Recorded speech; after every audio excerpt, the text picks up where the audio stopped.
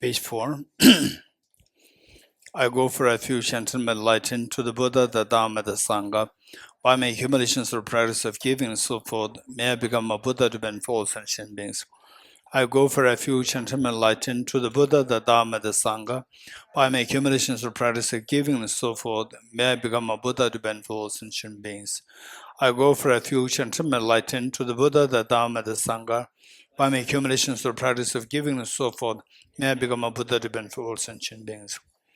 Sanye joda soge jo namno chanchu Bardo dane gyabs dage jinso gebe so namge chola benjere sanye jubare sho Sanye joda soge jo namno chanchu Bardo dane dage jinso gebe so namge chola benjere sanye jubare sho Sanye jola zoge jo namno chanchu Bardo dane gyabso dage jinso gebe so namge chola benjere sanye jubare sho Om ye dharma he tu prabhavam he tum te sham data gato yevatat Tesham chayo niroda evam vate mahashramanaye swaha Om ye dharma hetu prabhavam hetum tesham datagato yevatat Tesham chayo niroda evam vate mahashramanaye swaha Om Hetu prabhavam hetum tesham datagato yavatat Tesham chayo niroda evam vate mahashramanaye swaha. All phenomena arise from causes. The causes are taught by the Tathagata. The cessation causes as well as taught by the great seer. Okay, today we will read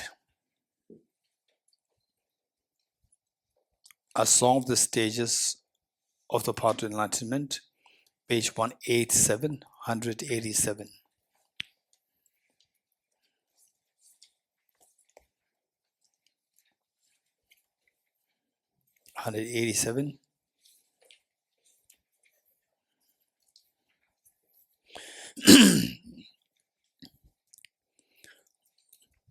Okay. In fact, the Lama Tsongkhapa, the author of this text, he composed three versions of three different lamrim with three different lengths, and this is the shortest one. We will read this by reflection on meanings. A Song of the Stages of the Path to Enlightenment by Lama Tsongkhapa. Namo Guru Manju Goshaya. Homage to the Buddha, a supreme of the Shakya clan, whose body is born from 1,000,000 virtues and excellences, whose speech satisfies the hopes of infinite beings, whose mind sees all things as they are. Homage to Maitreya and Manjushri, supreme disciples of the peerless master, bodhisattvas assuming the responsibilities of the Buddha's deeds, by magically sending forth their emanations in countless realms. Homage to Nagarjuna and Asanga, who are widely famed throughout the three worlds, ornaments among the commentators who precisely elucidate the mother of the Buddhas, the depth of which is so difficult to fathom. Homage to Dipankara, the holder of the quintessential treasury instructions, consisting of the paths of profound view and the vasu deeds, the sublime lineages of the two great trailblazers. You are the eyes to see all the teachings, the supreme gate to liberation for the fortunate ones. Moved by compassion, you elucidate the Dharma with skillful means. To you, the spiritual masters, I pay homage. Through Nagarjuna and Asanga, banners unto all humankind, ornaments amongst the wise ones of the world, who has transmitted the sublime Lamrim teaching, fulfilling all aspirations of sentient beings. It is a wish-fulfilling gem, being the confluence of 1,000 streams of teachings. It is also an ocean of eloquent speech. Through it, all doctrines are perceived as non-contradictory. All teachings arise as personal advice. Intent of the Buddha is swiftly realized. One is protected from the precipice of great negativity. Therefore, the wise and the fortunate ones of India and Tibet have relied upon this supreme instruction, known as the stages of the path of the three beings, which wise, even hearing the teachings, this tradition just once, that embodies the essence of all the Buddha's words, gathers waves of merit equal to hearing or teaching all the doctrines of the Buddha, the root of all causes giving rise to happiness now and in the future, is the practice of relying on thought and action upon a genuine spiritual guide who reveals the path. Seeing this, follow them even at the cost of your life, and please them with offerings or practice of their teachings. I, a practitioner, did that myself. You, O seeker of liberation, should do likewise. The birth, the This birth of leisure is more precious than a wish-fulfilling gem.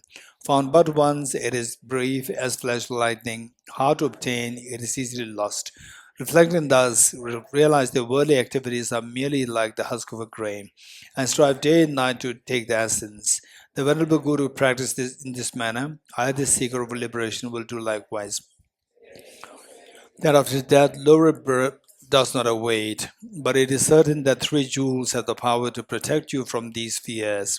Therefore, taking refuge resolutely, do not let the refuge instructions degenerate, but reflecting well on positive and negative karmas and their results, rely on properly engaging and abandoning negativities and practicing virtues. The Venerable Guru practiced in this manner, and the seeker of liberation will do likewise.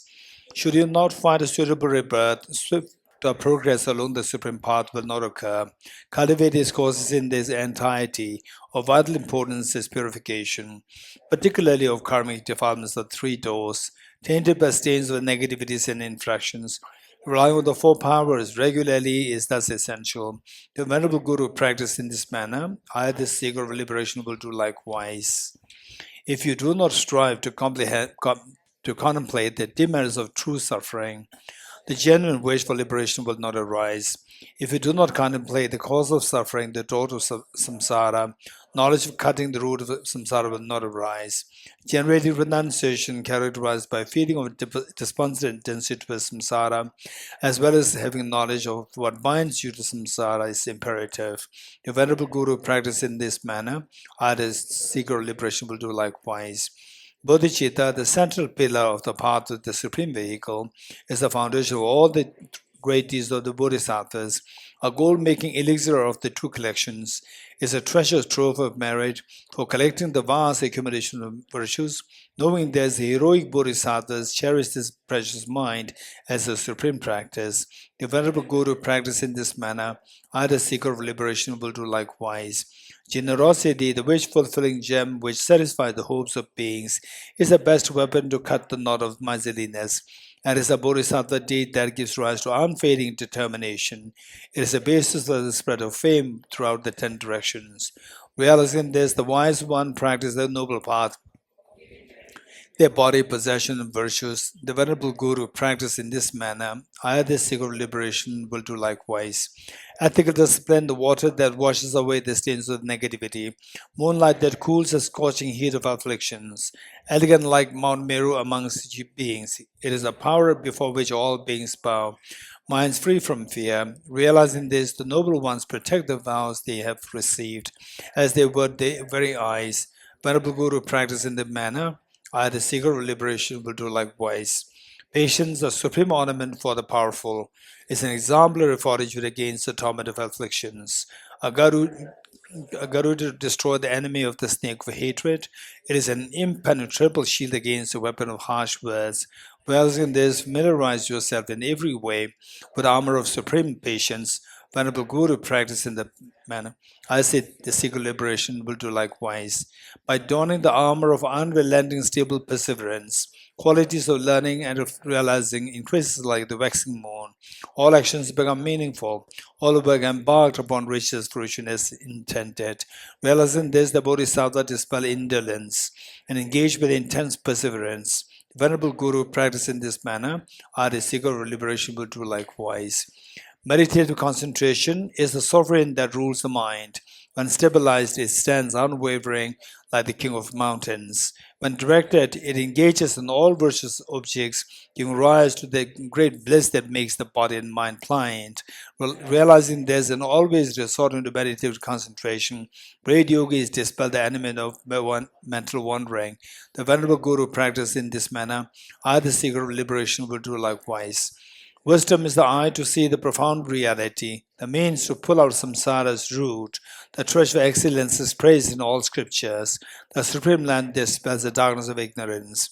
Realizing this, the wise seeking freedom strive to generate it. The Venerable Guru practice in this manner. I, the seeker of liberation, will do likewise.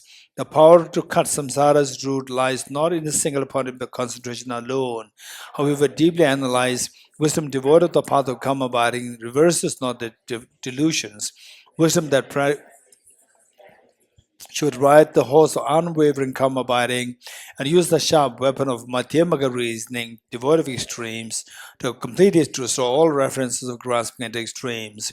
With this expansive insight, the non-erringly analyzes, the wisdom realizing reality will flourish. The Venerable Guru practice in this manner. I, the seeker of liberation, will do likewise. What need is there to mention that single-pointed meditative concentrations accomplishes samadhi?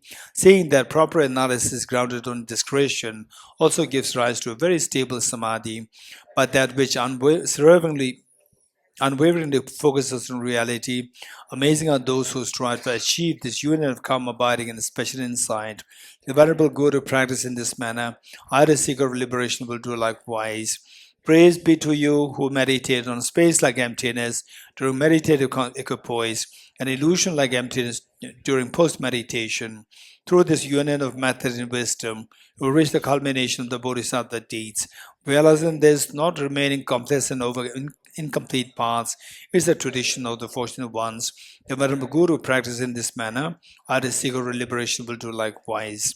Having properly generated the path required by both excellent causal and resultant Mahayana vehicles, rely upon the guidance of a wise adept and enter the great ocean of Mantrayana, embracing the pit instructions in this entirety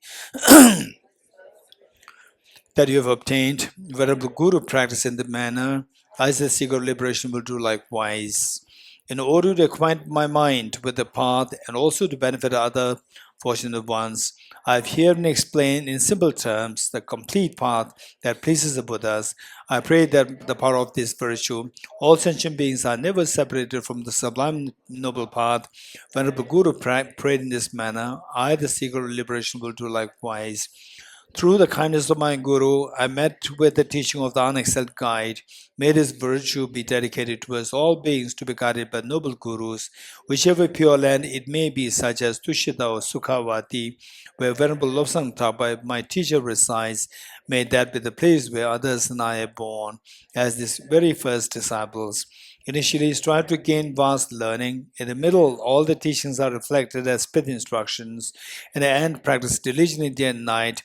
Dedicate all virtues in the proliferation of the Dharma.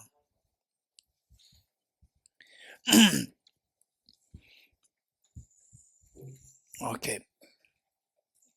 Beyond the wheel of life. We are explaining the last circle with the 12 segments, referred to as the 12 links of dependent origination. And we are done with which one? Out of the 12?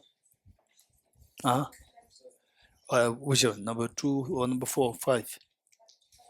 Okay, number 3. 3 done. Yes. Okay, number 3 done. Number 1 is ignorance. Number 2 is contaminated karmas. Good. Number 3, consciousness, which carries the imprints from one life to the next life. Okay, from there we jump to number 8. What is number 8? What do you see there?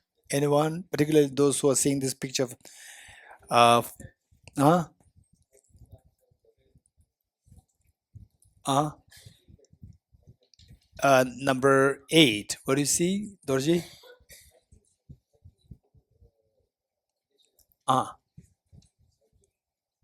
What do you see? Hiking. Hiking meaning?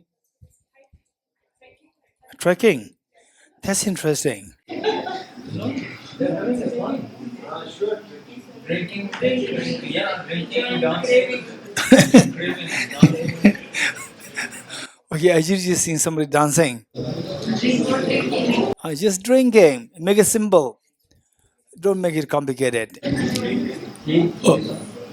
Okay, maybe I usually you are referring to a different painting. Same painting.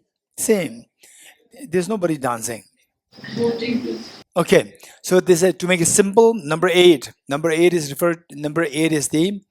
Number 8 is craving or attachment. Number 8 is craving attachment, and you see that there's a person with it's alcohol, craving for alcohol, and this is what happens is that okay, now relating this to a real life. So thus far, say ignorance with which you accumulate karma, and then the karma is stored in our consciousness, meaning your mind. Your mind. For example, let's say that okay,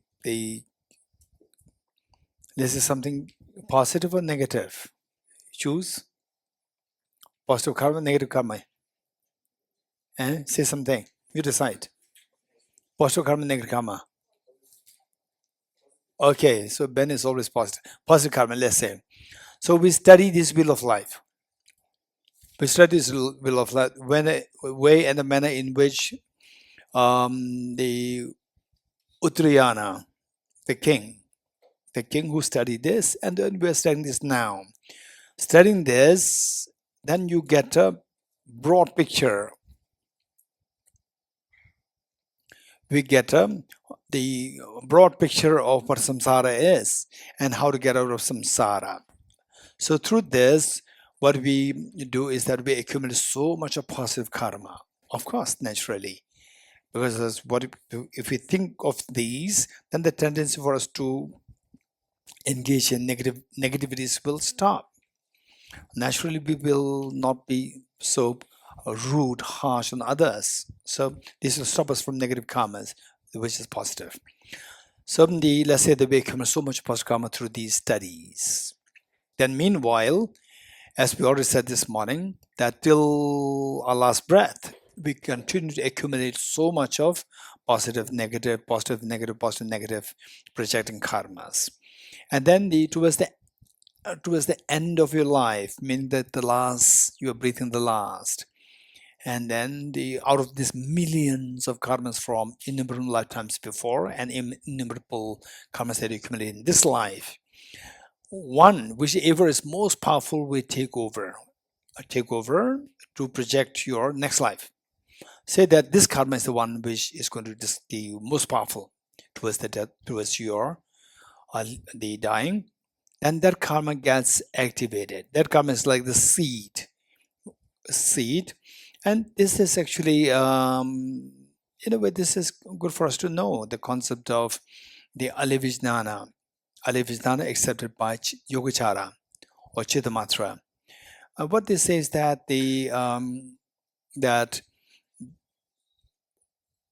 what is rebirth, what is death, what is birth? It says that our mind, who am I? So what really we have is our mind, and within the mind, if you look inside, you see that there are the 5 sensory minds: eye consciousness, ear consciousness, nose, tongue, body consciousness, 5 sense consciousnesses, and 1 mental consciousness, 6. And then this particular school, Yogacara school, talk of 2 more the consciousnesses. One is known as the alivijnana, and the other one is the afflictive consciousness, 2 additional. So presenting their position, but at the same time, and except for a few points, this is something which is acceptable to all the Buddhist schools. So what happens to when you die? And the say your particularly this consciousness known as Alivijnana, or the repository of all conscious, all imprints, the repository mind, the mind which contains all the imprints of our karma. So this mind at the moment is very active, like the say when the wind blows, then what happens on the ocean? Waves are created, very active waves are created, and this wind is a metaphor for the our karmas. Wind is metaphor for the karmas to decide our life. What kind of waves created is decided by the wind, the tempest that decides. So our karma decides what kind of birth that we take, what kind of the mind, in what way it takes a form. Then the as this wind subsides, this wind becomes less, it exhausts, which means that the karma which projects us to this life, it exhausts, which means we are now going through the dying process. So what happens when the wind stops? What happens to the ocean? What happens to the waves? The waves all go back to the ocean. So likewise, when the wind of our karma to project this birth, when it stops, then our mind, we go through the process of dying, and then so what is left is the vast ocean like a mind. Everything will dissolve into this, and this mind is left. Again, the next wind of the karma will blow. The wind of the karma will blow. That blows, and again the new waves will be created. That is when you take birth. Okay. So on the when we are dying, so what decides? The karma decides. Which karma of the 12? Number 2, that karma. But that karma is carried by the consciousness, number 3.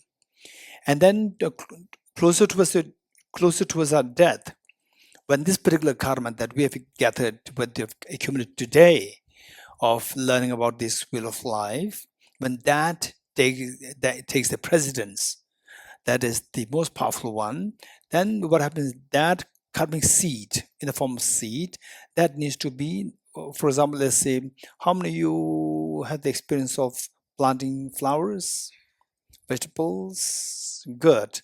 So we get a handful of seeds, then what do?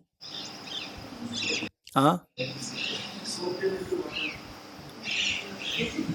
Okay, Ravi has no clue. There is no clue of what is. You have never planted. Be very honest. Planted, put in the water first. So that it can germinate quickly. Okay. Thank you. So soak in the water, not necessary though. Okay. Then if you want to quick germination, then soak in water. Hot water, cold water. Boil it. Oh no. Okay. Okay, good. So what you do is that soak in the water to make it very happy. Okay, put it soak in the water and take it out the next day and put it where? In the soil. Then what do?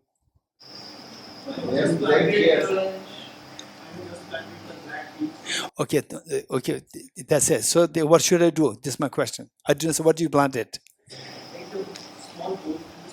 Okay, but put it there, finish. Then sprinkle some water. Sprinkle some water, then wait. And wait for do it for 3 to 5 days, 7 days, and start germinating. So no need to water anymore. Just wait. Keep adding water. Keep pouring water. You're getting it? So the seed alone will not germinate. Seed needs to be, for that to germinate, it requires the support of the water. You agree? So karmic seed which we accumulated as the link number 2, which the link number 3, consciousness carries towards the time of the death, that seed needs to be watered by our attachment. So number 8 is attachment. Attachment, that is a time when we are on the verge to die. So that attachment, the waters germinates it waters or it germinates, it helps germinating the seed, karmic seed, which is going to decide your next life. And there is number 8, craving or attachment. What is number 9? Grasping. What do you see there?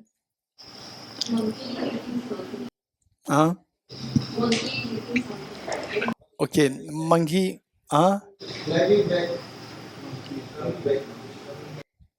Okay, no, monkey is coming back. Okay. Okay, before the monk is going, now coming back. Okay, thank you. That's good. Okay, right. So maybe is the first coming and then going. No, the first coming, then going. Yes, first coming. Yeah, first coming. Now we are leaving the world. We're dying. We're going. So this monkey is this is grasping. Grasping meaning the monkey. Look at this monkey as okay. Sometimes it can be depicted with say eating one fruit and the other hand grabbing at another fruit, which means excessive desire. So number 8 is a craving, and the craving intensifies, particularly when we are on the verge of when we are on the verge to die. So there you know that you are dying, and the craving not to die. Craving not to die. This is very painful, extremely painful to see. What do you do? We're all going to die. At the same time, to see that somebody is going to do that, and then one day it'll be each one of us. We'll have to go this process. It's so painful. And then when you see somebody else going through this, they say, "What do you do?" So, so the people there have so much of pain, and then they say, just recently, a friend of mine, meaning they're very junior, like I think about like Geshe-la's age, and his mother was recently gone through surgery, the cancer surgery, and then she was okay. I was just helping her, helping him, because he said that I'm lost, I don't know how to tackle these things, and I was telling him do this, do that, so forth, with respect to treatment and so forth. Then finally surgery done, then it was okay. The mother, and then within few days, suddenly she passed away, and he was totally shattered and lost. Okay, it's very painful. So then, see, even the people who are attached to the dying, they love you so much, they don't want to see you living. And then if it happens to you, you also don't want to die. This is something which is which we all have to prepare now, from now. We have to prepare from now. So particularly with the wisdom of emptiness, that gives us a sense of the fearlessness. So the death, usually one is the fear, and the other one is the attachment to the self, that I'm dying, that I'm leaving, that I'm separating from this body, I'm separating from my family, I'm separating from the world. So the attachment and the fear, these two things are there. So with Bodhicitta, with the Bodhicitta practice, it'll make your heart extremely expansive and not fear. With no emptiness, you see, is all like illusion, no fear. So these two things are so precious that will really protect us at the time of death. So this is something we can't expect, that on the last day, 2-3 days, then you bring some teacher and give the teacher, then you see emptiness, bodhicitta. It's impossible. You learn these things from now while we are still healthy and practice them, and that towards the closer to his death, then you meditate on this, you see that you are fearless. In fact, recently there's the lady, she's amazing, extremely inspiring. So what happened was that she used to study bodhicitta emptiness from last many years, and she also meditates. Every morning she gets up like 4 o'clock, 4 a.m., then meditates on emptiness and bodhicitta. And then recently when she was going through surgery, cancer surgery, all her family members, they're worried, they're so much in fear, anxiety, and she shared her experience with me. She said that initially she was little nervous, little anxiety, stressed, and then she was thinking about emptiness. And then that stress, anxiety dissolves. It dissolves. And all the family members, they were so amazed.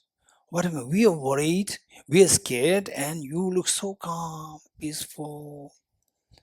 And this is how she said that. So in the operation theater, everywhere her mind is just so peaceful, serene. That's amazing, amazing. So this is what we can do. Okay, so we are going through phase number, link number 8 and link number 9.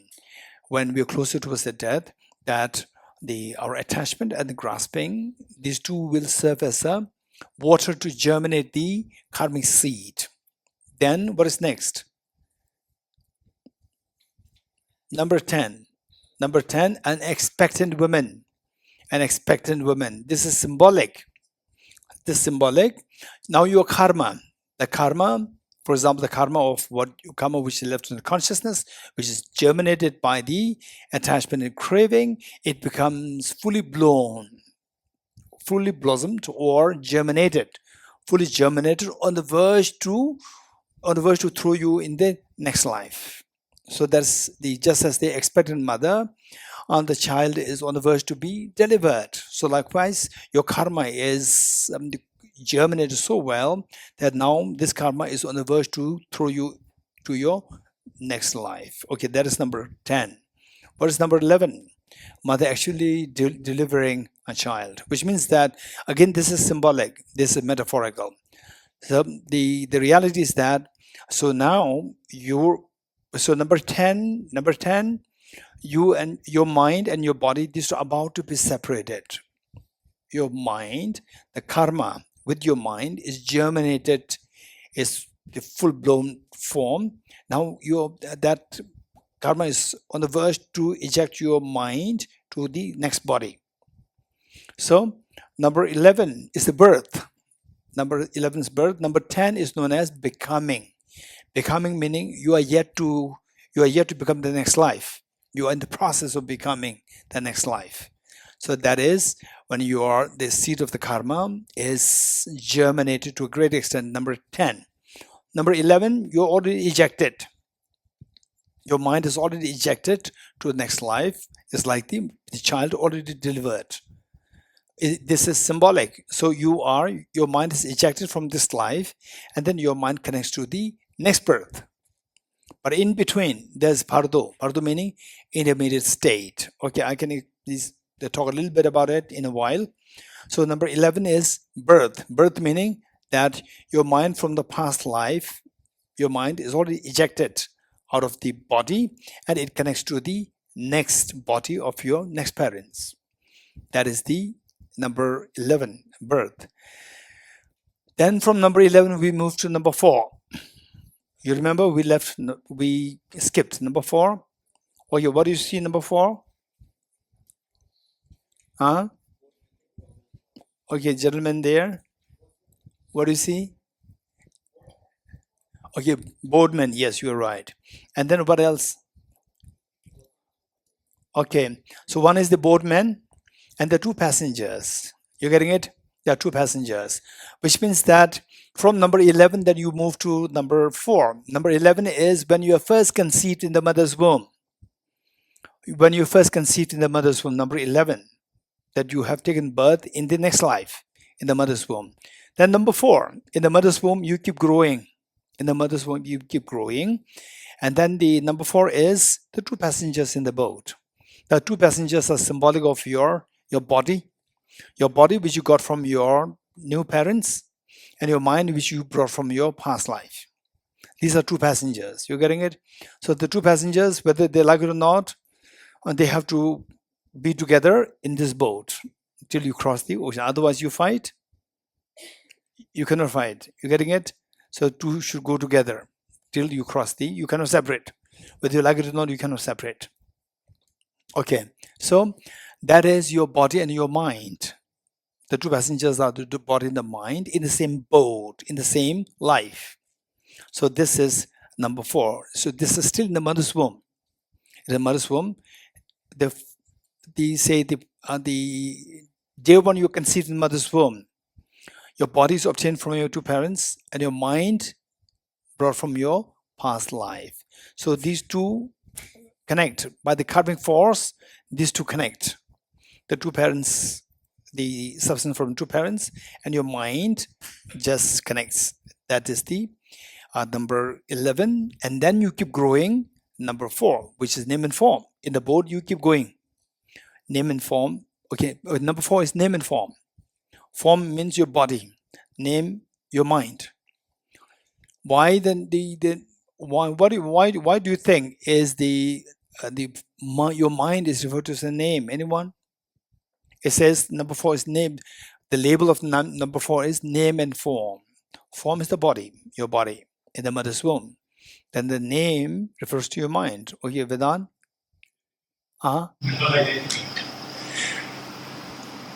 Okay, name. Actually, to be very honest, this is actually not a good translation. But then this is now it has become like a standard translation. It says name and form. Better would be like the label and form. Because with the name, the confusion is what Vedant said, identity. So because people can easily relate that to identity. Actually, it's not identity. This is therefore the name is not really a good the translation. I say better would be label and form. Anyone? Why the mind is referred to as the label? Why?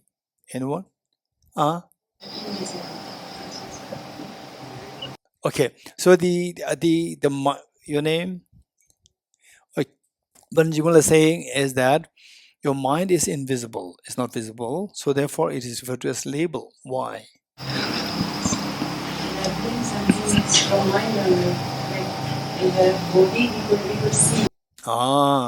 Very good, very good, very good. Okay, Venerable Jimala is saying that the body is something which we can have access to by your senses directly. You can directly say, oh, this is body, this is a flower, this is the physical body. We can easily identify. We can have access to these through your direct senses, but the mind, you cannot have access to these. So we have to know it through the labels. We have to know this through labels and concepts. Your thoughts is only through these that you can have access to the mind. For example, to know the mind of somebody else is only through discuss. Oh, look at this person, this behavior. So this person is little, unhappy or sad. You can, infer that through use of the labels. Very good. In other words, that you don't have a direct access through your senses. It's only through the labels that we can have access to the mind. Very good. Name and form. This is number 4. What is number 5? What do you see? Okay, Resens? Okay, Dorji.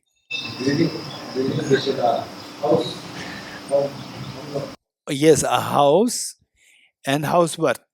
Is there anybody who likes to explain more? With windows, yes. Anybody? Okay. Okay. Anyone else who's seeing this painting for the first time? Yes. Very good. Okay. So 6 windows. Don't say that so there's something there, right? Okay. 6 windows. The Arena, thank you. There are windows there, and then the Avinash, 6, to be very precise, 6 windows. Okay. And some of you may even ask, why the roof is black, right? Don't worry about that, right? And who lives there? Who built the house? Don't ask these questions. It's very symbolic. Just a house with 6 windows. Full stop. You don't have to inquire more, right?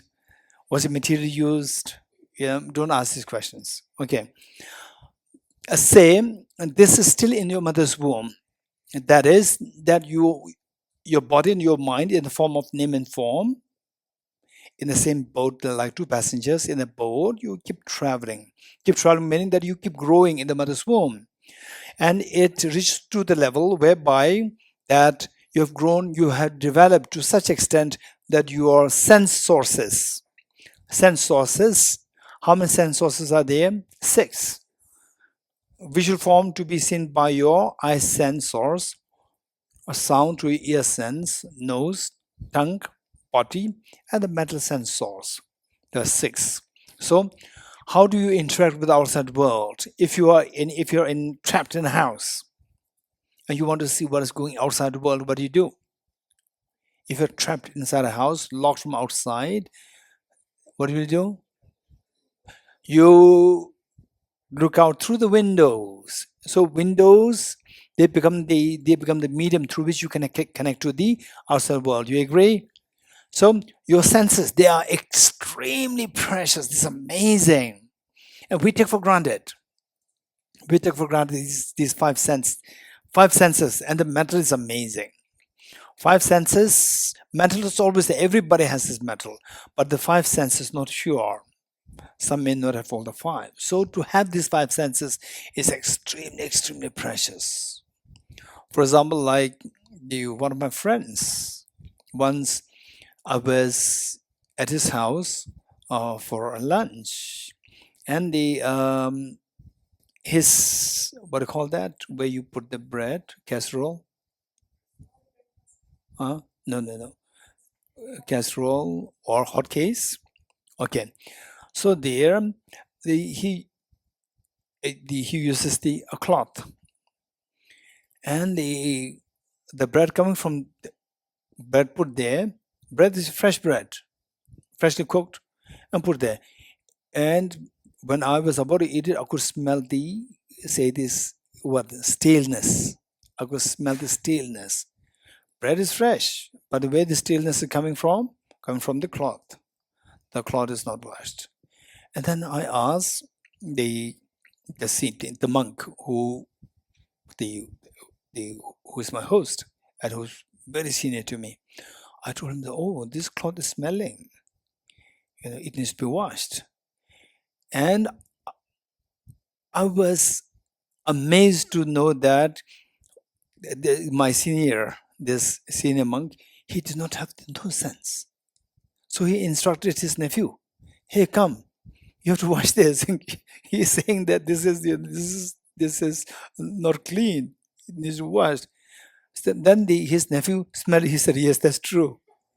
And he did not, he himself, the teacher, he did not have this no sense. You're getting it? So what happens? All these senses are so important. Okay, I don't want to go into detail. It's a very interesting discussion otherwise. Okay. So in your mother's womb, you are growing, and then you reach to a stage whereby all your senses, they're coming out. Your eyes, your ears, they all come out, but they are still not functional. For example, say in some places the metro is built and metro is already on the runway, but it is still not operational. You know that? Hey, you know that? No idea. Okay, metro, huh? We have in Tel Aviv. In Tel Aviv, yes. Okay, so in other words, what I'm saying is that they say the car or whatever is already made and kept there, not yet operational. Okay, so this is where you have your senses, but your eyes, they're meant to see things. At that point, it just came out, it developed, but it cannot be still used for seeing things. Okay, what is next? Next, you see a couple. Okay, this couple is symbolic. This couple is symbolic, and then say just as 2 couple they meet. Likewise, say in the actual referent is that your senses, they come in contact with their respective objects. For example, eye sense power comes in contact with the visual objects. Your ear sense power comes in contact with the sound, auditory. Likewise, your tongue sense consciousness comes in contact with the taste. Your body sense consciousness comes in contact with the tactility, and your nose sense consciousness comes in contact with the olfactory. Good. So the senses, they come in contact with their respective objects. You're getting it? So how many of that experience? You sit cross-legged for a long time, and then you have a numbness, and then you put your feet on the ground, feet on the ground. You feel something, but you cannot discern whether it is soft or smooth or whatever. You just feel the numbness. Raise hands. How many had that experience? Okay, how many have no experience of that? Raise hands. How many have no experience of that? Numbness of feet. Okay, glad everyone had. Dorji, you had? Dorji, you had? Good. And Ravi? Good. Okay. So that is when the number, which one? Number 6, where the senses, they come in contact with the respective objects, but still it is just the contact happens with the contact, and the purpose is to activate the feelings. And feelings are yet to be activated. So you are still in the maturation stage. So that's just a contact between the senses and the respective objects. Okay. What is next? Number 7. Huh? Okay. So, okay, Ajirji. Feeling. Okay, what do you see there on the painting?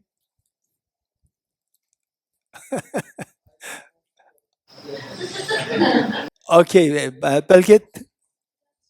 Huh? Touch. Well, touch meaning? No, Palki, just you don't look at somebody else. You look at the painting and you tell me what is there. What do you see there? Huh? Huh? Touch. You say touch. That's amazing. Huh? 2 people are there. No. Number 7. That's finished.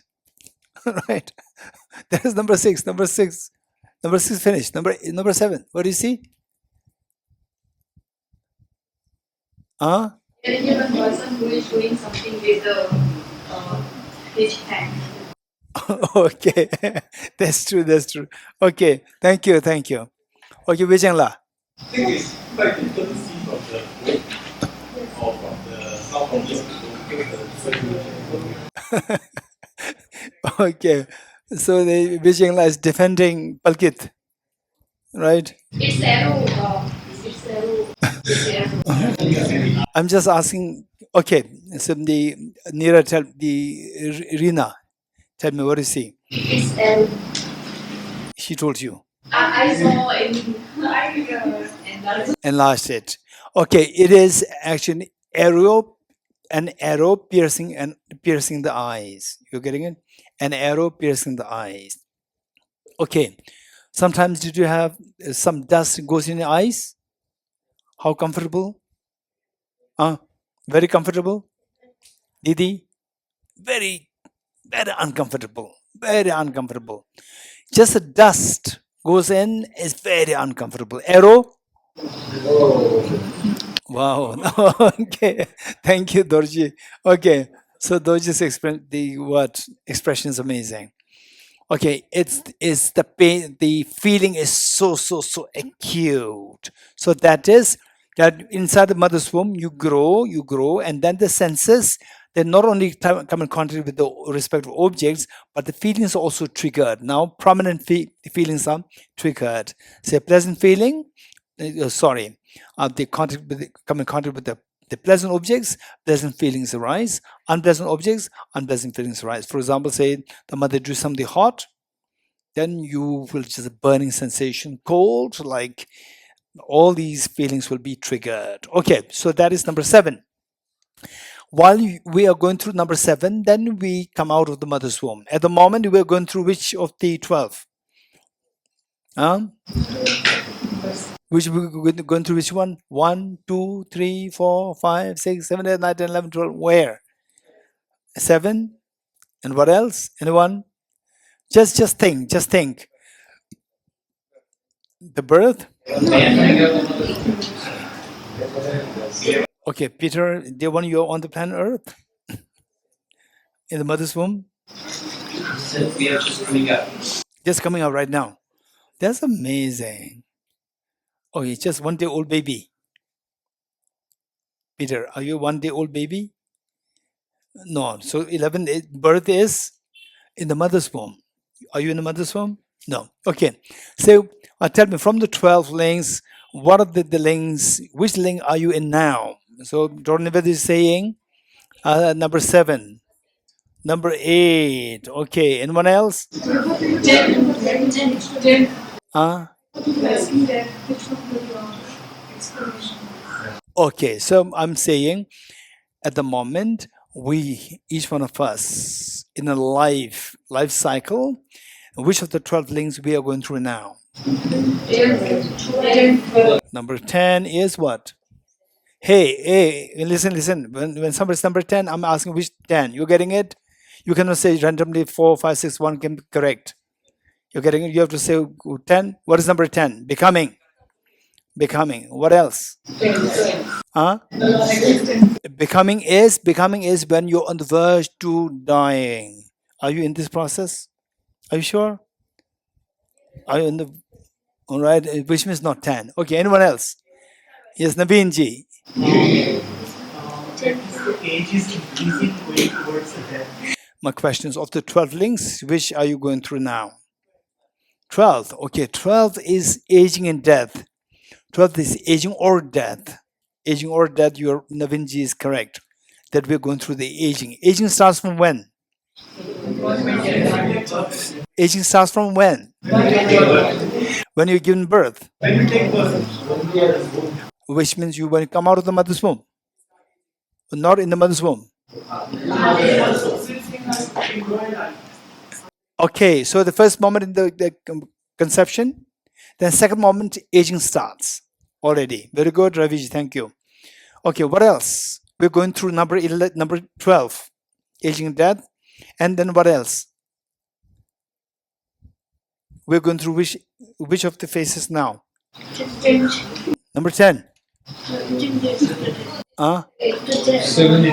After death. After death or what? Number 10. Okay. All the 12 we are having contact with happening. Cells we are having. I think everything we are experiencing That's not true. For example, number 11. You're not going to number 11. Number 11 is the first moment of the conception in the mother's womb. That is not true. Anything else? And Dogala. Ignorance. Yes, we're going through ignorance every now and then. Then what else? 7 and 8. Huh? 7 and 8. Number 7 and 8 or number 8 and 9? Sorry, 8 and 9. Okay. Craving, grasping, that is to germinate that seed. So usually germinating seed happens closer towards your death. Because there are thousands, millions of seeds are there. Or number 2. Number 2, which is? Karma comes. Very good. We're going through number 1, number 2, then number 3, naturally number 3, then number 4. Number 4? No, yes, no. Number 4. No. Number 4 done in the mother's womb. Then number 5. Number 5, just the senses coming out. No, it's already the ripened state. Number 6. Why not? What is number 6? Contact. Just the contact without the feelings coming prominent. So it's still in mother's womb. Then number 7. 7 and 8. Is number 7. Are you going through number 7 or not? Huh?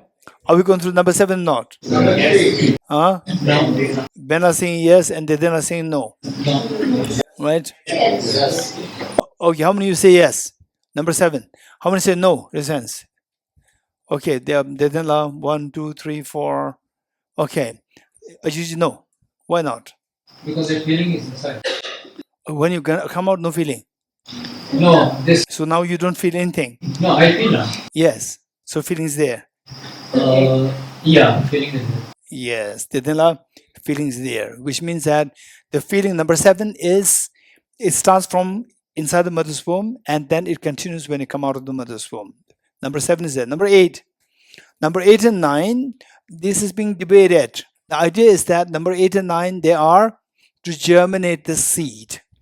Germinate the karmic seed, and that karmic seed, there are trillions of karmic seed within our consciousness, and of these, one is going to be germinated. So that is going to be decided closer towards our death. You're getting it? So therefore, number 8 and 9, usually it is closer towards the death.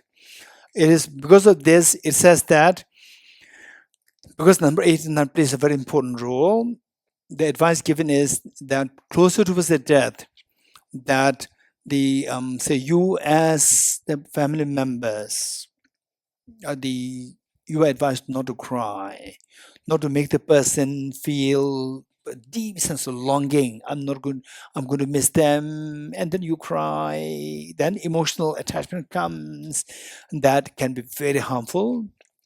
This can actually make the person accumulate new negative karma because the intense feeling of the attachment, and this new karma can decide the next life. It can be very dangerous. So advice given is that don't cry, and particularly if somebody is particularly attached to a child or somebody, and it is advised that try to let the person be counseled well, that the person doesn't feel attached to the whoever person or the properties and so forth. And the ancient the practitioners say before, when they are about to die, they just make sure that all the properties that they have, things that they have, just they dispose them, make offerings to the monasteries or whatever. They dispose them and give charity to the poor people. They dispose and they just plan themselves for next life, so that you are not attached to anything. Number 8 and 9 will not really make you to accumulate new negative karmas to throw you into the lower realms. Okay, so these are things that we should be careful. And some tradition said you deliberately hire the whalers, expert whalers, right? So this is actually not a good idea. This is actually not a good idea. You know expert whalers? You know about that? You don't know? The expert whalers. You know that? Ronivadaji, can you explain a little bit? Mike? Expert whalers. So, yes. Okay. Rudali. Okay, explain. So basically, during the grieving process, there are whalers who are hired who come to the home which has been affected, where they cry loudly and thump their chest, and there's a whole ritual about it, which allows for it's believed that it facilitates the grieving process as well. And the whalers are being paid? That I'm not sure of entire details, but yes, they're professionally, they're invited. And not expert, professional whalers. Please. You hire them. I have a question. Which who practice this? What kind of ethnicity of the people who practice this? I'm not sure of exactly which community. Okay. Dejan, you have something to say? Yeah. Mike. Name of the community. Mike. I was asking her what community who practice. Don't go too deep. Just for my knowledge. Don't go too deep. You're getting it?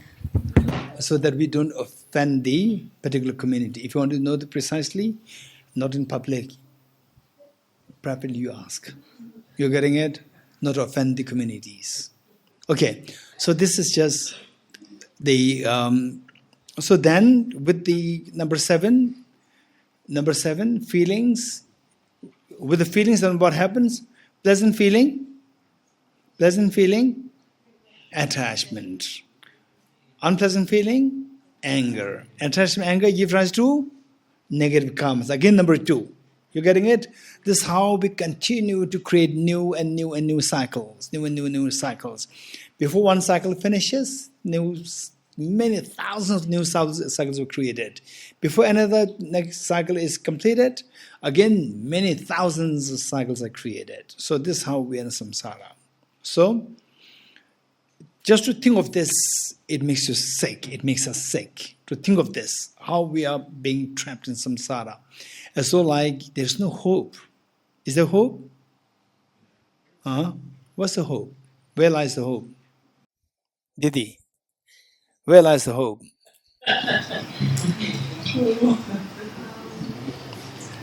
Anyone? Where lies hope? Okay, Dorji. can also die peacefully. Huh? You can also die peacefully. Okay, die peacefully. That's the hope.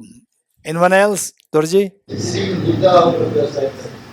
Okay. Oh, that's interesting. Say seeing the Buddha on the top of the top right of the cycle. Anyone else? Was it where lies the hope? Coming out of the mouth of demon. Coming out? Out of the mouth of demon. Okay, come out of the mouth of the demon, right? Okay, good. And Indrajitji?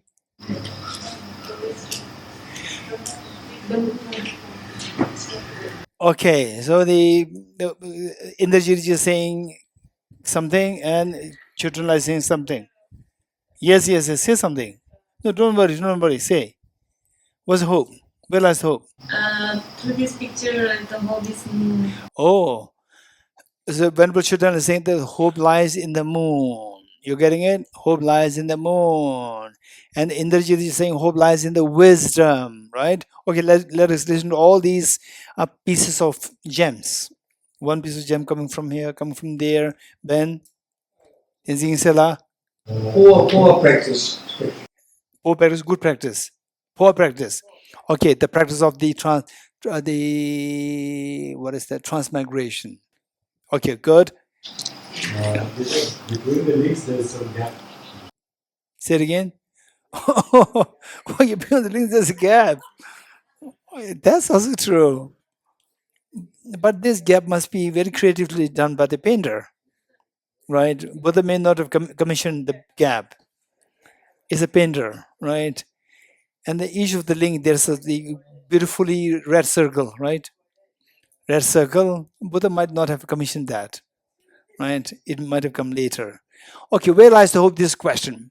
So, who said that? Come out of the wheel, come out of the demon's mouth. Raise hands. Okay. The Rina said, cut the root. Okay. So let's see that. So cut the root. Wisdom, the moon, and there's a gap there, right? Okay, try to get hold of the gap, and then don't let the next link come. Get through the gap. Okay, Ravi. You said in the first class to upgrade yourself. So there is the book about upgrading our software. Upgrade and what? Upgrade the hardware, not the software. Okay, good, thank you. Okay, so now they say, as Rina said, that come out of the demon's mouth. And who came out of the demon's mouth? If you look at the painting, Buddha. You're getting it? So, if you don't want to be in this suffering, get out of the demon's mouth. Being in the demon's mouth, the wheel being held in the demon's mouth is symbolic of the impermanence of death. Let me repeat it. The wheel in the hands of the demon's mouth is symbolic of the death, meaning that as long as you are in the demon's mouth, there's no escape. You're getting it? Likewise, as long as you have taken birth in samsara, there's no escape. You have to die. So this is impermanence of death. But overall, this cycle coming to again the birth, again death, birth, death, cycle of birth, death, with so much of pains, tears. Okay, let us be very honest. How many of you have never shed tears in your life? How many of you have never shed tears in your life? Raise hands. Okay, all of us shed tears. And that tears is very painful feeling. And when will this pain stop? It'll never stop on its own. So we have to do something to get out of this wheel, get out of the mouth of the demon. How to do that? So in the painting, you see the Buddha. And what is the Buddha doing? What's the Buddha doing? Hey, Jerusha, what's the Buddha doing? Jerusha, what's the Buddha doing? Look at the painting. Jerusha, Buddha is pointing to something, right? Very good. Buddha is pointing to the moon. You're getting it? So what Venerable Children said, Buddha is pointing to the moon. So the moon Moon per se is symbolic of our mind. And the moon is a full moon or half moon, crescent moon. Full moon means there's no dark part. Dark part symbolizes your mental defilements. So the moon symbolizes your mind. That dark part symbolizes your defilements. Make your mind, moon like your mind, be freed from the dark parts of your mind, which is dark part of the moon, like mental defilements. Remove the mental defilements. Okay. Remove the mental defilements. How do you do that? How to do that? Indrajitji, how to do that? How to remove the mental defilements? By the wisdom and the Indraniji, what do you do? Cut the root of the mental defilements. Okay, so how to cut the root of mental defilements? By the wisdom. You're getting it? So, what do you see under the moon? What do you see under the new moon? Okay, what do you see under the moon? Anyone? Anyone who's new to this painting? Just what do you see? Tell me. Okay. Didi, tell me, what is there? Under the moon, yes. Don't say there's a gap. Something is there. Yes, something's written there. Good. A text is there. Text. What text? Don't worry. So this text is symbolic of the wisdom. Text means from where you learn the knowledge, wisdom. So that is the moon, the full moon. The moon is your mind. The fullness of the moon is your cessation of the mental defilements. Okay. Then how to get there. How to remove the mental defilements so that your mind becomes like a full moon, freed of the mental defilements. By what is below that is the two verses given there. Okay, so before we touch on these two verses, let's say, what are the Four Noble Truths? Okay, not the people who are expert, people who are more, say, for the retreat for the first time. Tell me, what are Four Noble Truths? How many don't have the idea of Four Noble Truths? Raise hands. How many don't have the idea of Four Noble Truths? Okay. Four Noble Truths. Now tell me, anyone else about the Four Noble Truths? Okay, Abhinash. The purpose is of suffering. Okay. Second, the cause of suffering. Cause of suffering. The Cessation suffering. to follow the cessation of suffering. Wonderful. Thank you. So we need to remember these four. These are things. These are known as the facts. We have to know these facts. If you know the facts, then your knowledge will become so good, and your thinking, contemplation will become very clear, and experience will come to us. Number one, Four Noble Truths. Number one, truth of suffering. If possible, try to have all the words precise. Truth of suffering, number one. Number two, truth of cause of suffering. Truth of cause of suffering, number two. Number three, truth of cessation of suffering. Number one, truth of suffering. Number two, truth of cause of suffering. Number three, truth of the cessation of suffering. And number four, truth of the path leading to the cessation of suffering. Truth of the path leading to the cessation of suffering, or truth of the path of the cessation. Okay, Four Noble Truths. Now, they say just quick explanation. Truth of suffering. What we are going through now is the suffering. It's full of pains. And believe it or not, everybody has a painful story. Very sad stories too. You believe it or not? You believe in that? Everybody has a sad story. Everyone has a sad story to share with you. Truth of suffering. And the next is, this truth of suffering does not arise randomly. Truth of suffering does not arise randomly. So, remember the mantra which we recite every time. Ye dharma hetu prabhava hetum tesham tatha kato hyavatat tesham chayo nirodha evam vati mahashramanaye swaha. It's so good if we can learn this mantra, recite this mantra, and particularly when you go out, when you go on the airplane, from the airplane you look down, you see how many millions of people are under your preview. Then you go in the wilderness, how many trillions of creatures are there. And from the airplane down in the water, oceans, how many trillions of creatures are there. From the big ones like the whale, blue whales, to the tiny amoeba, trillions creatures are there. And then so just recite this mantra for all these beings. Recite this mantra. This mantra, and don't think that this mantra is magic, that they will be liberated from samsara right away. No, this mantra is to teach us, to be practical, to be realistic. Ye dharma hetu prabhava. All these phenomena, whether happiness, misery, sadness, tears, they don't arise randomly. They come from the respective causes. Ye dharma hetu prabhava. Hetum tesham tathakato hyevatat. What are these causes? What are the causes responsible for the tears? What are the causes responsible for your sadness, for your anxiety, and so forth? These are identified by the Buddha. So we already know what these causes are. What are the causes of the miseries? Hey, what happened? What are the causes of miseries? Contaminated karmas, afflictions, inappropriate attention, self-grasping ignorance. You're getting it?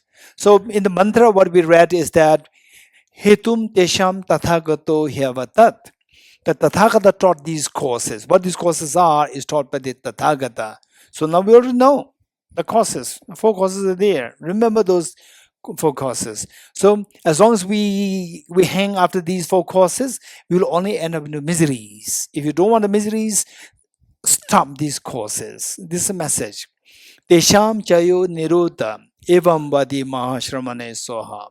How to bring it, the cessation of these causes. Cessation of these causes as well is taught by the great seer. How to stop these, how to bring the cessation, how to stop these causes. Anyone? How to stop these causes? The last 2 days we have learned how to stop these causes. Hey, tell me. Through the wisdom of emptiness, we stop the causes. Okay, so we already learned how to do that. Now, keeping that in mind, number 1 is the truth of suffering. Number 2 is the truth of cause of suffering. So if you don't want this suffering, you have to identify the cause of suffering. Stop the causes, then the misery, suffering will automatically stop. You're getting it? That is number 3, cessation of suffering. How to stop the suffering? By stopping the cause of the suffering. What is number 4? How to get there to the cessation of suffering? By following the path of the wisdom of emptiness. By following the path leading to the cessation. Okay, now how many of you know the 4 Noble Truths? We all know. Good. Now we will go through this painting to revisit this from a different angle, from the angle of the 4 Noble Truths. Say the truth of suffering. You just tell me, from this wheel, where do you find the truth of suffering? Generally speaking. The 6th realm, the third circle, from the innermost, the 3rd circle, where the 6 realms are there. This is where we are going through this suffering, truth of suffering. Truth of cause of suffering, where do you find it? Truth of cause of suffering. Okay, if you say middle, I'm confused. Which middle? Innermost. Innermost, which one?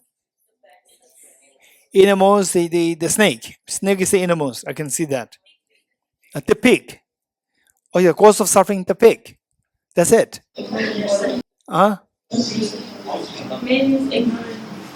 Main is ignorance. I ask that the truth of the suffering is done. Truth of the cause of suffering. Where do you find this in this painting? Doro Nivedraji? Second circle, which shows the contaminated karmas, and the central circle, which shows the half of the wheel infections. Okay, so this morning what we said is that in symbol terms, the cause of suffering is? This morning we said contaminated karmas and afflictions. So which are depicted by innermost circle, which is affliction, and the second circle, which is contaminated karmas. These two depict the truth of the cause of suffering. Done.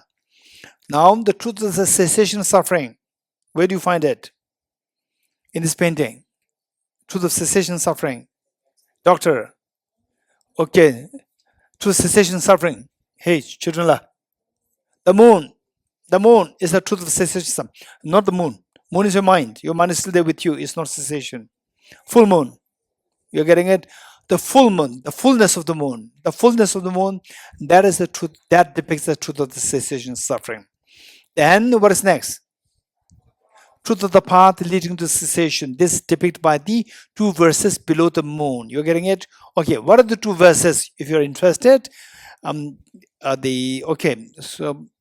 it is in the explanation. What are the two verses? In Tibetan, it is Zambara Chashi Yuarcha, Sange Tenla Jubarcha, Dambi Kina Lanjeshin, Chida Dene Shumbarcha. This one. The second one, Kanshi Rabdu Payebe, Chudu de Chechene, Kivo Koba Rambam, Tunge Tamar Cheberkur. Okay, so in English, it's where, which is on page 333. 333. Okay,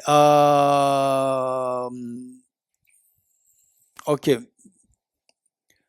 Mendola, you like to read it? The two verses. You read the first verse.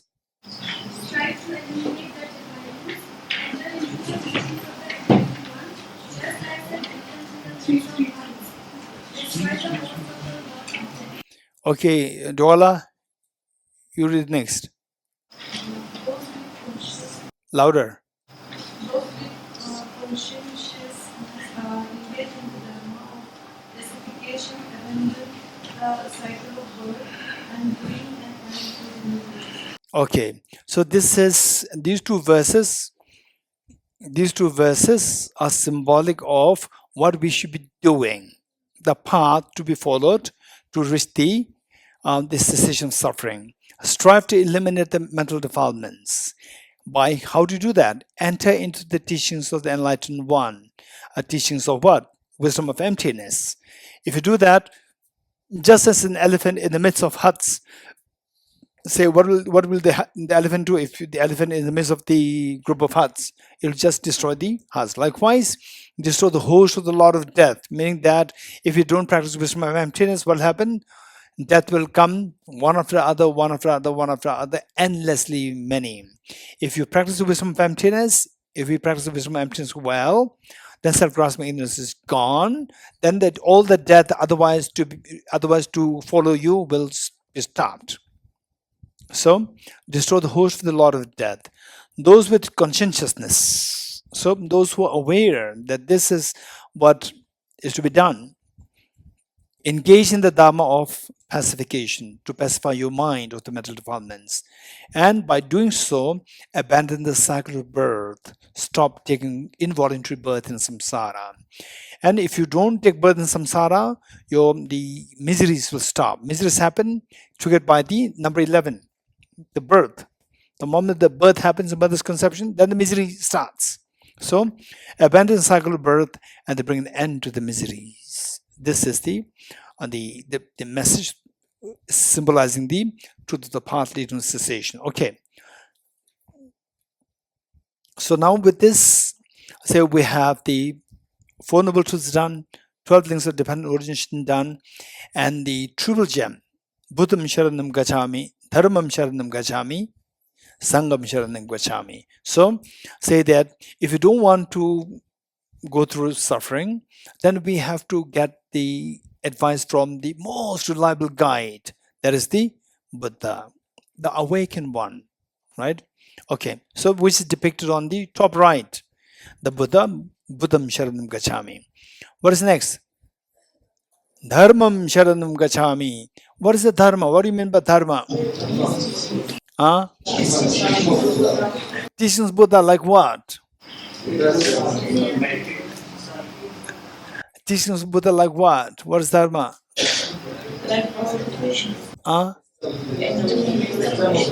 Emptiness, compassion, Four Noble Truths. How many are there? So you don't keep saying this, otherwise I have to keep waiting for you. Right? So how many are there? Okay, in short, what children said is correct. In short, the moon and the two verses. Moon is symbolic of? Moon is symbolic of?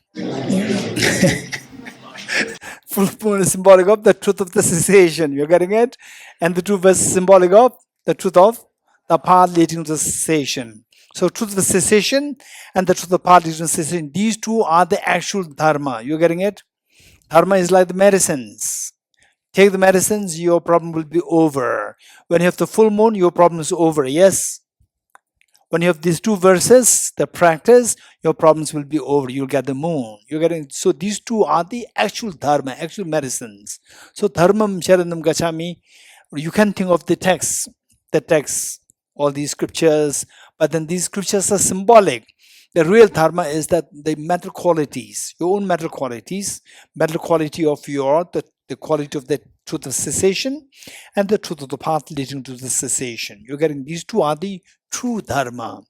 Then what is next? Dharmam sharanam gacchami. Sangam sharanam gacchami. Sangam, again, the Buddha is the best of the Sangha. Highest level of Sangha is the Buddha. So the Buddha depicts the Buddha as well as Sangha, the triple gem, the jewel of the Buddha, jewel of the Dharma, jewel of the Sangha. So we have the will of life, 12 links of dependent origination, 4 noble truths, and the 3 jewels. Okay, good. Yes. If you're really talking. Okay, Mike.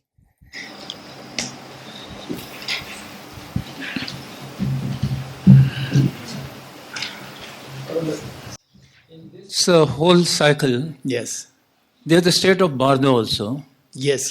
So where does that really fit in that? Okay, Bardo means intermediate state. So they say if somebody dies in India, and then and then once you take birth in America, you're getting it.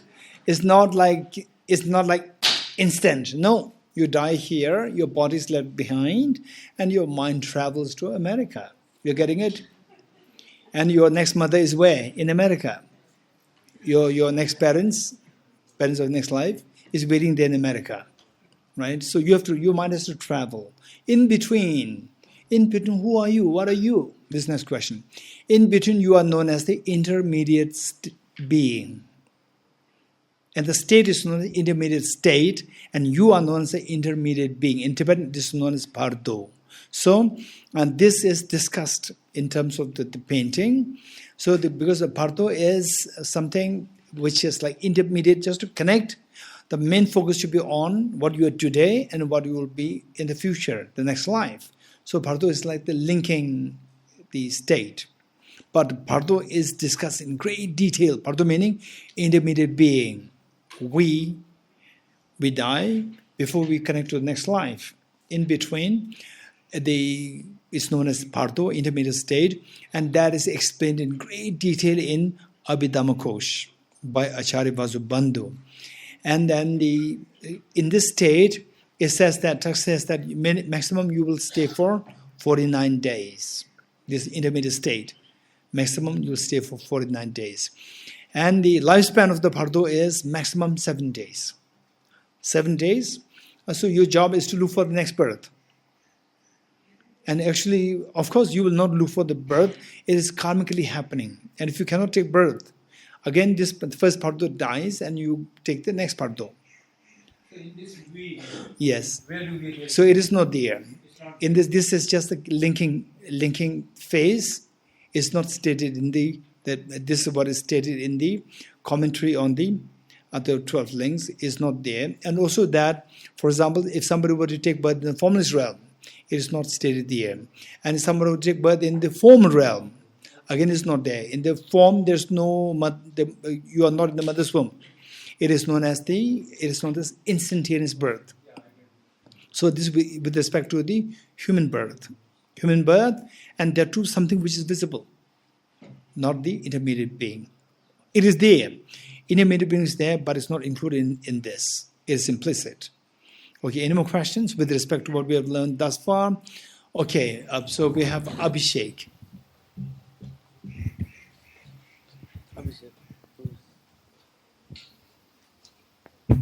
So, sir, my question is with reference to this Nam and Rupa. Yes. So, in Western philosophy, there is this philosopher Descartes. Yes. So, he particularly talks about mind-body dualism. Yes. In which he says that mind is immaterial and body is a material and extended substance. Yes. And with this Nam and Roop, Nam is kind of immaterial and body is like a form of Nam.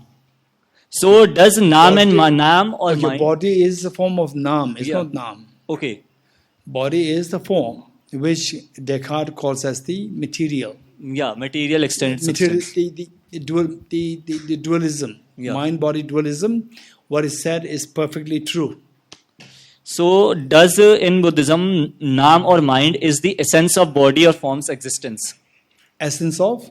Essence of body or form's existence. What do you mean by essence of the body and form? Like without mind, our body or the particular form doesn't exist. Okay, so let it put this in. A person A dies. Okay, Abhishek, let's say the person A dies. The mind is ejected. The mind is ejected, then the body is left. Is that the essence of the mind or not? That body. So this is so obvious. We don't require philosophers. So what is your response to this? So mind, if the mind already ejected. Yeah. So the dead body is left before the cremation or the burial, whatever. So body dies. No. Sir, body dies. Yes. Yeah. Body is there. Body still is there. Body is there. But is it the essence of the mind? But sir, without if all our senses is dead, Yes. then we have this mind but not body. Okay, the mind already ejected and Yeah. connects to the next And part. like in our five senses is The five senses carried with the gone. mind. But the sixth senses mind is there. No, the mind It's is not left. there. It also Okay, gone. so to make it very clear, when somebody dies, okay, the person has the body and the mind combination plus the five senses or six senses together. When a person dies, the body will be left behind and the mind will travel. Mind will travel to the next. What happens to the senses? Sense. Your eyeball is not the eye sense. You're getting it? Eyeball is just a container of the eye sense power. It's not the content. For example, say the glass of water. Glass is not the water. You're getting it? Glass is not water. Water is what's inside the glass. Glass is not water. What you are holding is the glass. Likewise, what we are seeing is the eye sense organ, is not the eye sense power. Eye sense organ is what we cannot see. You getting it? For example, say the people, some carry the gas tank. Gas tank is a container, and what it contains is a gas. Gas inside, we cannot see that, but it contains a gas. You getting it? So the eyeball that we see, this is not the eye sense power that we're talking about. It's the eye sense organ. That's the container. What it contains is the eye sense power. You're getting it? Now, what will happen to when somebody dies? What happens to the body? The body is left behind. We can see that. What happens to the mind? Mind is ejected and travels. What happens to sense? Not the sense organ. Sense organ is the physical body. It's left behind. Sense. The sense they dissolve in the form of the imprints. This is a technical point I'm sharing with you. The five senses, they dissolve in the form of the imprints. Imprints on the mind, where the mind travels, these senses in the form of imprints, they also travel along with the mind. You're getting it? And so here comes the Chittamatra store consciousness thing. Chittamatra is Alivijnana Alivijnana thing. No, this is not the imprints and with minds are all the karmas and everything. This is, if you understand the Chittamatra concept is so beautiful. So this concept you can take to the other philosophical schools also. So what I explained thus far, this is accepted by all the Buddhist schools. not only Chitta Mata, but Chitta Mata specializes in this explanation with its unique presentation. Otherwise, all the schools accept this. You're getting it? Okay, here. Mike. So Bardo beings can see everybody. So what senses they have? Bardo being. Bardo beings, they can see everybody. Everything or everybody. So Who told you that the Bardo being sees everything? We are so happy with the word everything. Everything is impermanent. Everything is suffering, right? Yes. So can it's not that the Bardo beings see everything. It's not true. But can Bardo being is seen by somebody? Bardo beings, they can see among themselves. Okay. Then how they take birth? What do you mean by that? I don't know. I mean, I have heard. I have heard some Bardo being, they intentionally, I don't know, take birth or... So, I don't know how they judge or how they find their parents. Okay. Yeah. So they say River Ganges, Ganga. Ganga starts from Gangotri and goes to Bay of Bengal.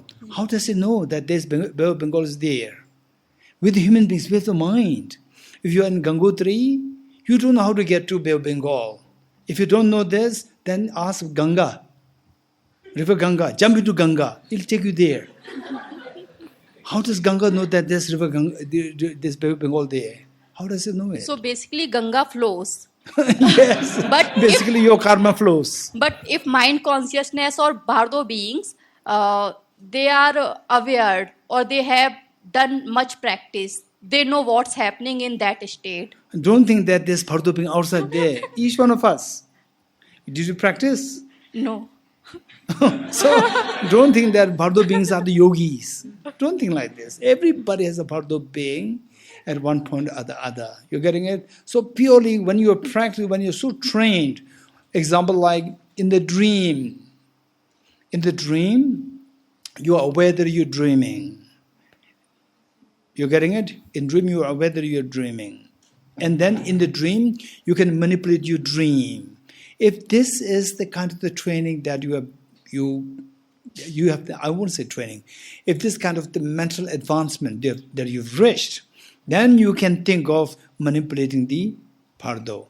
Otherwise, how many of us, we've been through the dream states for like 1 hour minimum continuously. Raise hands. We dream for like 1 hour continuously, right? So your mind flows. Are you deciding how the mind flows? Then how does it flow? This is the reality. You're getting it? This is reality. Your mind is flowing.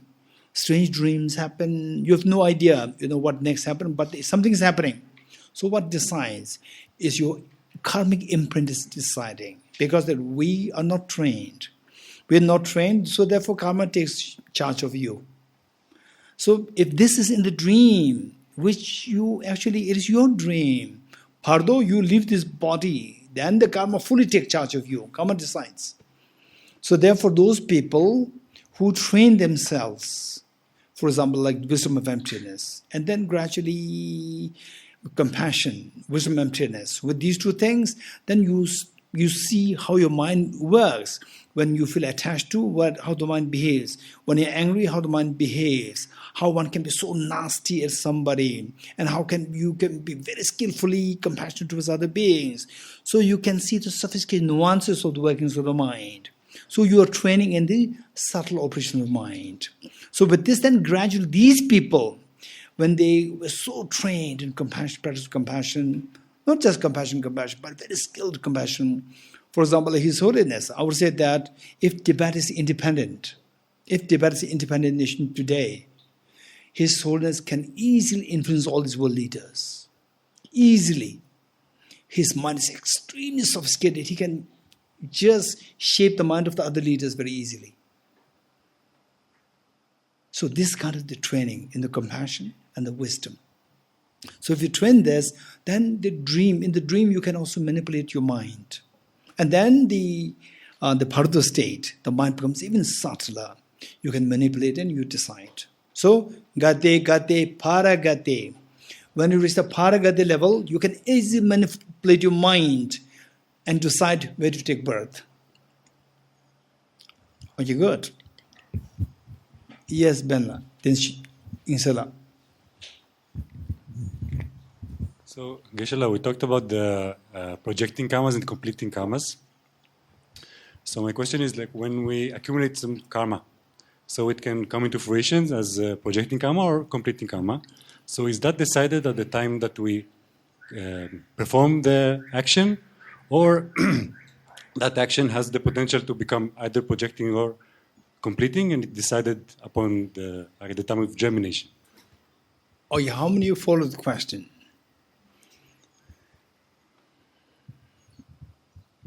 How many follow the question? Raise hands.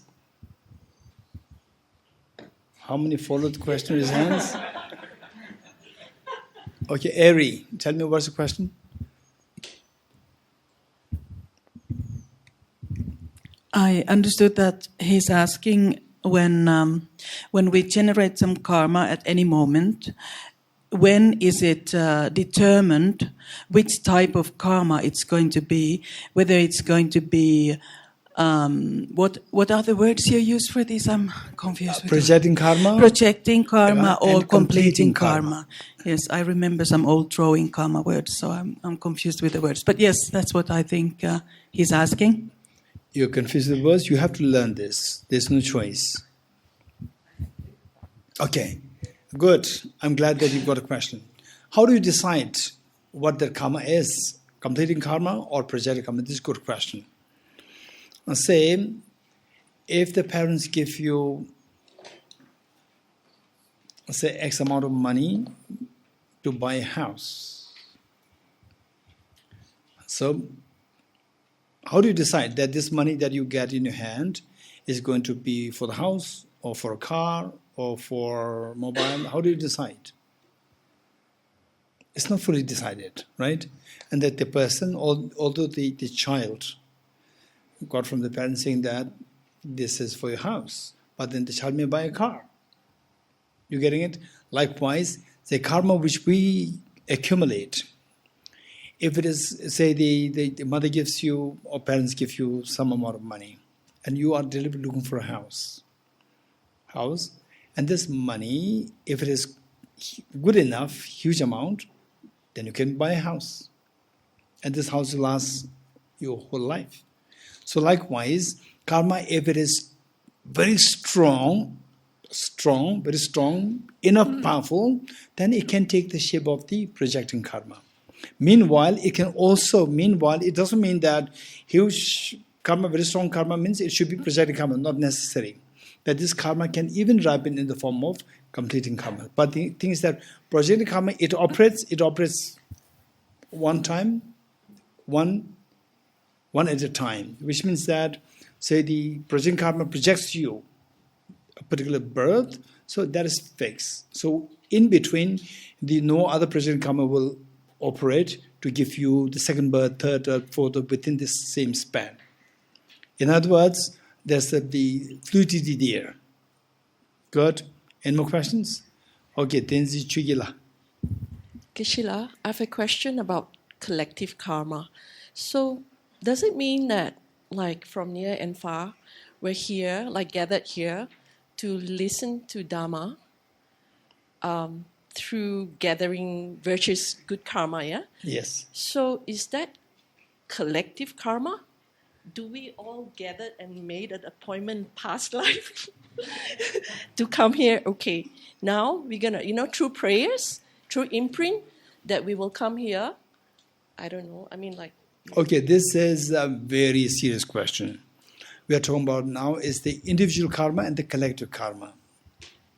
For example, like, say, on the I don't want to relate this too much into the contemporary situations. It can become very political.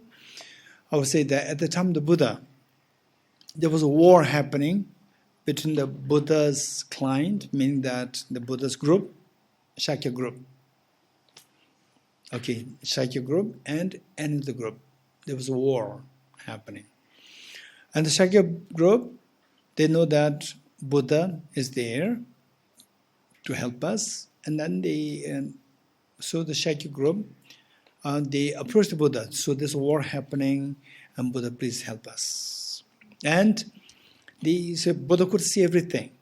Because of this, the Buddha told them that of course, the very motivation which makes the Prince Siddhartha to leave the palace was seeing all these wars, particularly I would say the wars and the injustices in the community, that he left to look for the solution. And then when this particular incident, otherwise the Buddha actually interceded in many of the otherwise the wars being happening. They stopped many of the wars. But some, one of these, for example, Buddha's own group, Shakya group, and another group, they were fighting, they were on the verge to have the war, and Shakya group came to approach the Buddha. And the Buddha said that this is unfortunately a negative collective karma ripening, and if you don't believe, what you do is that you give two small children from the Shakya group, children with me, and the war happened, and of course so many killings happened. And when the war came to an end, even these two children who were with the Buddha, they also died. You're getting it? So this is a collective karma. Collective karma. So now to understand it more easily, for example, what happened was that around the same time, the time of the Buddha, there was one nun who was extremely learned, and a great practitioner. Finally, she became Arhat. And she had about 500 disciples, non-disciples. And when the nun teacher was giving teaching to her students, 500 nuns, students, the robust burglars, they came and surrounded the whole area and put the whole place to blaze, fire. And the nun teacher sensed that now everyone's going to die. And the nun teacher told all the nuns that we are going through a ripening of the collective karma, collective negative karma. So, the Tibetan word is le dagirche.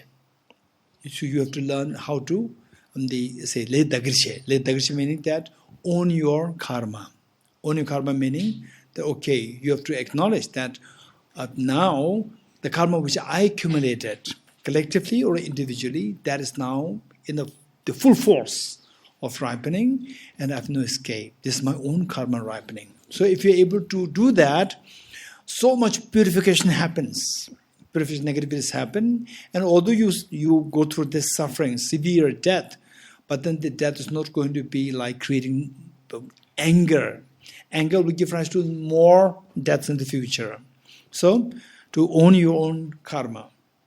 So that helps to, first of all, mitigate the intensity of your pain, and then more importantly, it helps to purify so much of the negative karmas of the past. Okay, so in the Tibetan community, for example, like in the Ladakh community, in the Tibetan community, generally speaking, overall speaking, now I don't know about the youngsters, overall speaking, say when there's some tragedies happen, they're at ease. Ease meaning they're not really into too much of mental disturbance, no? Because that, they would say that it's my own karma ripening. You're getting it? It's like owning up one's karma. When that happens, it eases your mental stress, number one. Number two, it helps you purify your past negative karma. Because of your conviction law of karma, that the tendency for you to follow the karma properly is built up. Because of which the past negative karmas are accumulated because of disbelief in karma. That are all being nullified. This very precious thing. So, and then later the matter was reported to Buddha, and the Buddha said the same thing. Yes, so it doesn't mean simply because you are so good now, it doesn't mean that you did not accumulate negative karma in the past. So these 500 nuns, in many, they say the lives before, these 500 nuns, they were all 500 burglars. And 500 of them, they decided to kill one person. And then one burglar said that if you tell me to steal, rob, I'll do it. If you tell me to kill, I'll not kill. I don't agree in your decision to kill. And 499 of them agreed to kill the person. And one burglar pulled back. One burglar pulled back and said, I'm not going to kill. I don't agree with your plan to kill. Rob, stealing, I'll do it, but not killing. So, of these 500, they are on blaze, in fire. One nun escaped through the ditch. Who's that? The one who pulled back from killing, who did not agree killing. So therefore, this nun did not accumulate, this burglar in the past. That burglar did not accumulate the collected negative karma. The rest 499 accumulated negative karma. So now the result happened. They all died except for this nun who escaped through the ditch. So this collective karma. Okay.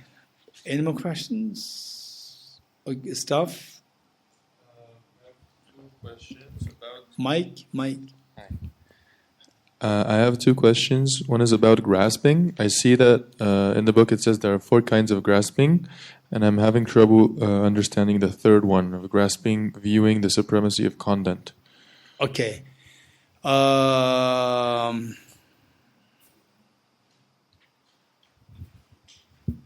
Okay. The grasping, what we did just one, like 2 sessions. Actually, it can even be finished in 1 session. But the details, what I include in this book is only a part of the detailed explanation. For more detailed explanation, we have to study Abhidhamma Kosh. So the grasping at the view of the supremacy of the conduct. Okay, what does it mean by that? Okay, the rest of us, not necessary. But because that stuff asked this, I'll explain this very quickly. Say that oftentimes it usually happens to almost all of us except for some extremely unbiased people. Otherwise, most of the people, we have this. Say, if you're born in a Buddhist family, you have affinity to Buddhism. And then somebody says Buddhism is not good, then there's anger. Right? Christianity is not good, okay. You're getting, this is our biased thinking. Now worse than that is that philosophically you learn that your religion is best and others are nothing. Not only that, you have the natural tendency to feel the affinity or to what's the word? Clinging to one's own religion, one's own faith, one's own the system, tradition, and so forth. And then in some, they actually teach you that ours one is the best. Then it reinforces this grasping that the particular practice of the supremacy of the conduct, supremacy that this practice is the best, and you have a very strong affinity built. That grasping, yes. Thank you. And I wanted to ask about number 10. I saw that the Sanskrit term for becoming an existence is bhava, which I also understand to mean emotion. Sorry? Bhava is what? Emotion also. Oh, no. So that, Abhinash, okay, the stuff you discussed with Abhinash during the break. Thank you. Okay, any more question? Any more question? Done. Okay, we'll stop here for the end prayer. Oops.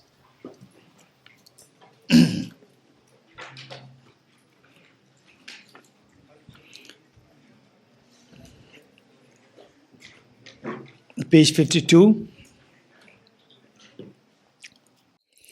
I dedicate the merit thus gathered towards the realization that is in the prayers of Buddhas and Bodhisattvas of 3 times, and to the upholding of the doctrine, scripture, and insight.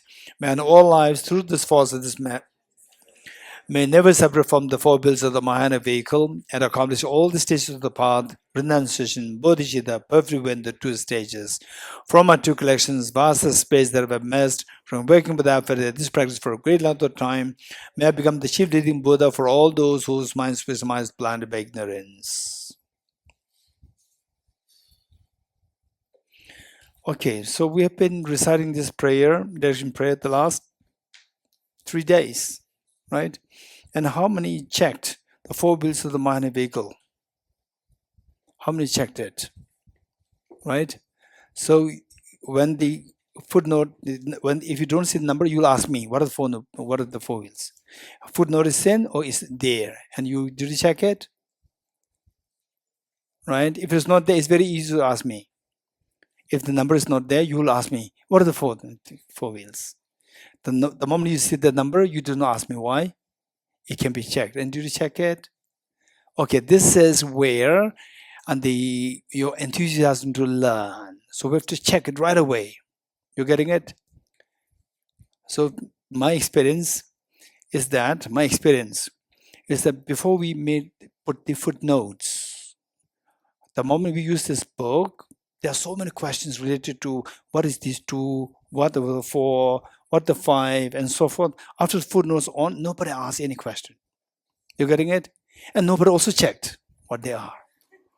Right? So we have to check what so we're seeing the prayers. What is that prayer? Huh? What's the prayer? It says, never separated from the 4 wheels of the Mahayana vehicle. You're getting it? You're praying. May I never be separated from the 4 Mahayana. What are the 4 Mahayana? I don't know. You're getting it? So then your prayer becomes meaningless. It's a waste of your time. You're getting it? We have to check what the 4 Mahayana, the 4 wheels of the Mahayana, the vehicles are. Okay, I hope in the next session, somebody will have it. Not somebody, all of us will have it. Right?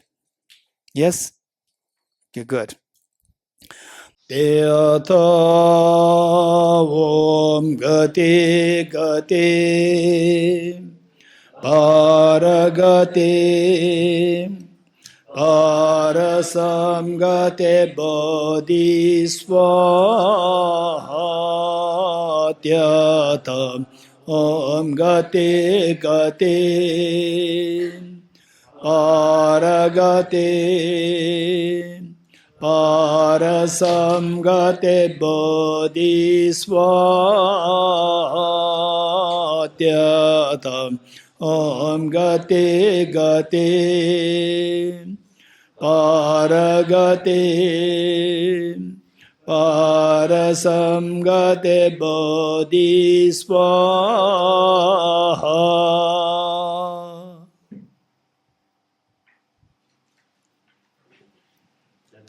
Prostrations to the Triple Jewels together.